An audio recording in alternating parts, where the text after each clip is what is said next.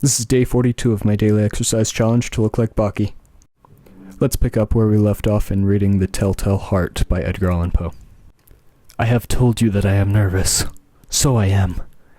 And now at the dead hour of the night, amid the dreadful silence of that old house, so strange a noise as this excited me to uncontrollable terror. Yet for some minutes longer I refrained and stood still. But the beating grew louder. I thought the heart must burst, and now a new anxiety seized me. The sound would be heard by a neighbor.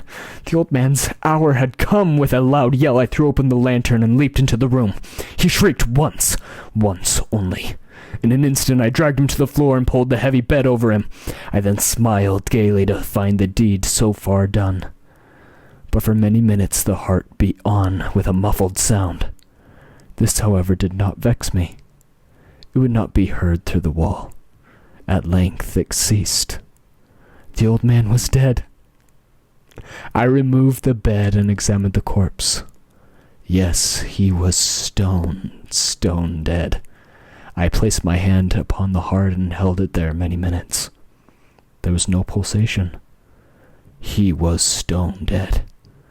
His eye would trouble me no more. If you still think me mad, you will think so no longer when I describe the wise precautions I took for the concealment of the body. The night waned and I worked hastily, but in silence. First of all, I dismembered the corpse. I cut off the head and the arms and the legs.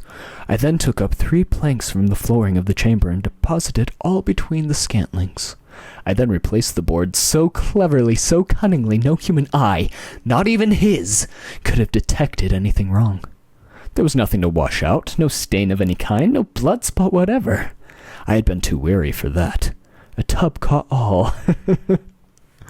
When I had made an end of these labors, it was 4 o'clock, still dark as midnight. As the bell sounded the hour, there came a knocking at the street door. I went down to open it with a light heart, for what had I now to fear? There entered 3 men who introduced themselves with perfect suavity as officers of the police. A shriek had been heard by a neighbor during the night. Suspicion of foul play had been aroused. Information had been lodged at the police office. And they, the officers, had been deputed to search the premises.